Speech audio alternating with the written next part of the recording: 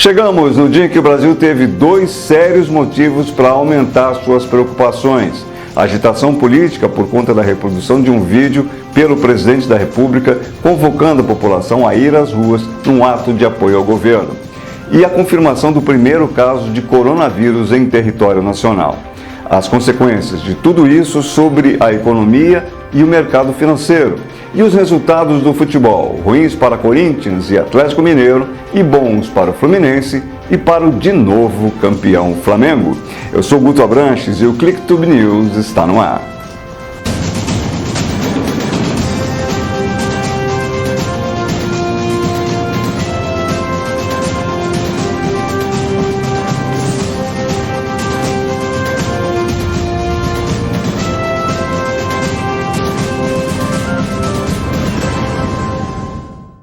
Não sai da cabeça de ninguém o que originalmente saiu da ideia de ninguém menos que o presidente da República, Jair Bolsonaro. Passou os últimos dias todos lá nos Trending Topics do Twitter, está lá até agora a hashtag Dia 15 por Bolsonaro.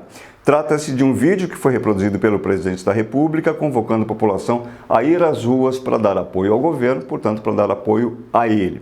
É um vídeo que estampa a imagem de vários militares e que também tem causado muita repercussão, muita preocupação do lado dos opositores de Bolsonaro, muita mobilização do lado daqueles que apoiam Bolsonaro e ao governo.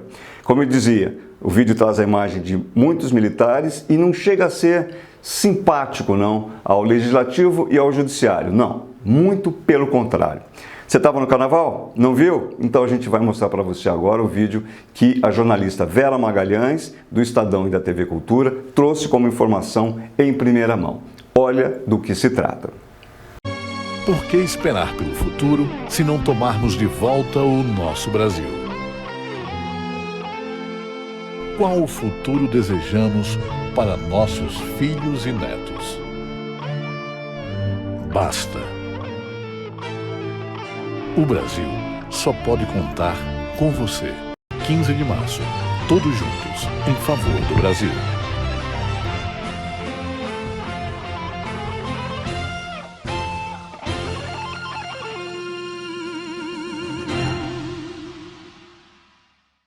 Olha, então para ficar bem claro, o presidente Bolsonaro reproduziu, replicou, retuitou este vídeo. Ele não é o autor, o criador do vídeo. E ao fazer isso, ele disse que tomou uma atitude pessoal ao passar adiante esse vídeo. Só que o negócio é o seguinte, ele não é qualquer um, ele é o presidente da República. Fazer isso tem um peso muito diferente. O peso de ser a maior autoridade do país tomando uma determinada posição, tomando um determinado partido, que no caso é o partido dele próprio. E pior, confrontando exatamente o que ele jurou defender, a Constituição e a harmonia entre os poderes.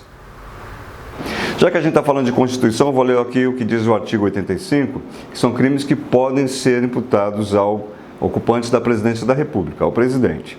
Artigo 85, portanto, diz que todos e quaisquer atos praticados pelo presidente que impeçam livre exercício do poder legislativo, do poder judiciário, dos ministérios públicos e dos poderes constitucionais das unidades da federação.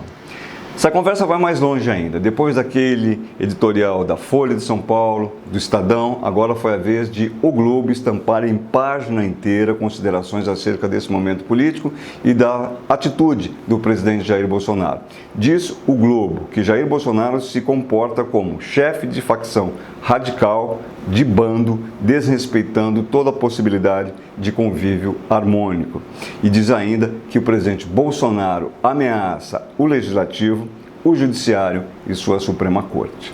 Quer dizer, toda esta crise não contribui em rigorosamente nada para melhorar a harmonia entre os poderes. É claro que esse assunto todo não se esgota aqui, não há um lado só que esteja certo, um lado só que esteja errado.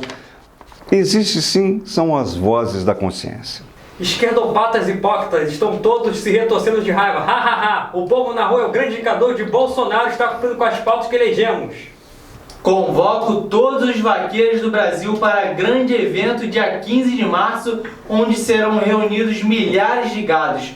Conto com a ajuda de vocês para lidar com esse rebanho. Obrigado. Tem mais uma pérola do ministro da Educação, Abraham Weintraub. Essa ele cometeu no dia 26, depois de receber uma pergunta de uma internauta que dizia ser de Belo Horizonte. E ele respondeu perguntando: qual o seu estado? Dizer o que depois dessa? Olha, a próxima notícia para a gente tratar, só lavando a mão bem lavada, primeiro com detergente, passar álcool gel e depois água sanitária. É sério, isso aqui é aconselhamento do Ministério da Saúde para enfrentar o... Pois é, exatamente, o coronavírus, ainda mais que agora aconteceu o que todo mundo temia, o primeiro caso de coronavírus confirmado no Brasil, é um brasileiro de 61 anos que voltava da Itália, por Guarulhos, em São Paulo, foi atendido no Hospital Albert Einstein e mandado para casa, vai ficar isolado por pelo menos 10 dias. Não há maiores informações acerca deste homem, nem a identidade dele foi revelada. O momento agora é de reforçarmos as condutas técnicas. A conduta adotada aqui, no caso do paciente, o nosso sistema funcionou tecnicamente correto. O paciente chega em São Paulo, permanece assintomático na sexta, no sábado, no domingo, reúne sua família, começa a ter sintomas, vai na segunda-feira. Nós, na segunda-feira, incluímos a Itália ela abriu a notificação dela, praticamente ela estava parada de notificação na sexta-feira. No sábado ela botou 150, no domingo 200 e pouco, na segunda-feira 9 óbitos. A Itália fez aquele momento, nós incluímos a Itália, na sexta-feira nós tínhamos incluído países da Península Asiática. Nós incluímos às 16 horas, 16h30, esse alerta chegou em todas as unidades de saúde, o paciente deu entrada no Albert Einstein às 19h30, eles já sabiam do vínculo de procedência dado pela Secretaria de Vigilância, fizeram o procedimento correto, rodaram as placas virais, deram negativas, rodaram a PCR, deu positiva, notificaram ao Ministério da Saúde, à Secretaria Estadual de Saúde, ao Ministério da Saúde, fizemos a contraprova, o trabalho do Adolfo Lutz foi de um padrão de qualidade e rapidez muito intensa. Falando nisso, a nossa clicktuber, a Silvia Lourenço, que vive lá em Londres, vai contar para a gente agora como é que ela e a família estão se prevenindo anti-coronavírus por lá. Dá uma olhada.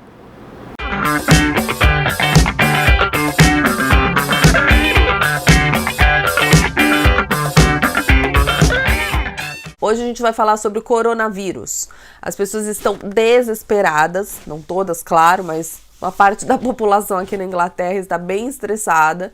Eu faço parte de vários grupos de mães de crianças que estão nas escolas primárias e escolas secundárias também aqui em Londres e em outras cidades aqui da Inglaterra. E eu estou vendo as mães dizendo que não vão mais mandar as crianças para a escola.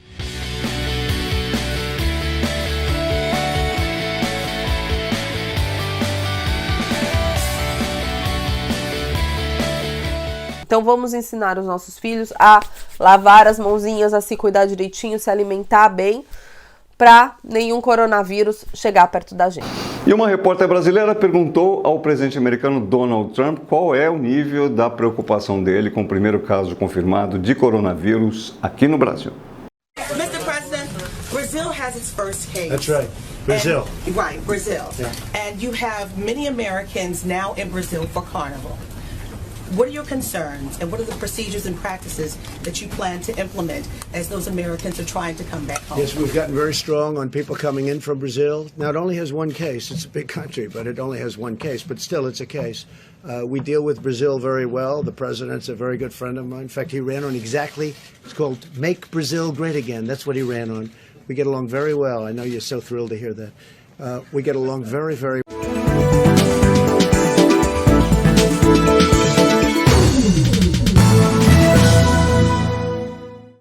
A percepção é de que este pode ser mais um ano perdido para a economia brasileira. E aquelas projeções de crescimento do PIB acima de 2% já estão sendo revistas para baixo. Claro, há quem ainda coloque todo este pessimismo na conta do coronavírus, mas há cada vez mais economistas que acham também que as ações do próprio governo, as confusões do presidente, ele próprio, e a política econômica adotada por Paulo Guedes têm grande influência sobre estes resultados. A economista Zeina Latif, por exemplo, acha que culpar o coronavírus é ilusão e que todo este conjunto de fatores já pesa desfavoravelmente para a imagem da economia brasileira e para a perspectiva de aprovação das reformas. A jornalista Miriam Leitão, do jornal O Globo, diz que, em grande parte, a política do governo e as atitudes que ela considera, abre aspas, insanas, fecha aspas, do presidente da República, é que estão trazendo esse pessimismo para a imagem da economia brasileira.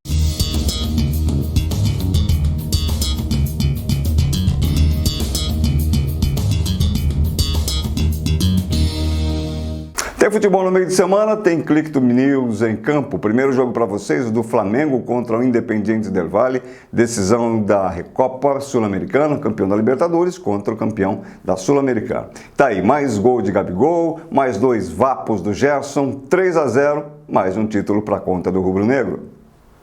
Sufoco também para o Corinthians em plena Arena Corinthians na Zona Leste de São Paulo. O time saiu perdendo para o Santo André por 1-0. E só no finalzinho do segundo tempo é que Bocelli conseguiu empatar, 1-1. Pela Copa do Brasil, o Fluminense foi ao Maranhão, levou um sufoco no começo, estava perdendo para o Motoclube de São Luís, mas acabou virando e batendo bem o time de São Luís no Maranhão. 4-2 para o Fluminense. Mas quem se deu mal mesmo foi o Atlético Mineiro, que foi até o interior de Pernambuco jogar com os Afogados de Ingazeiro. O time perdeu e foi eliminado e acabou sem técnico. Claro, não faltaram memes para brincar com o azar do time de Minas. Hora da gente fazer a propaganda dos nossos produtores de conteúdo, os nossos Clicktubers. Com a Luciana Ávila do canal Ludimoto, você vai aprender o que é o Flat Track, o avô do motocross. Eliseu Caetano leva você para esquiar em Sunday River, nos Estados Unidos. E com a Juliana Verbonen você vai conhecer a história de um cara que não parecia ter tudo para ser um sucesso. O Click to News hoje fica por aqui, mas está sempre com você. Obrigado, gente!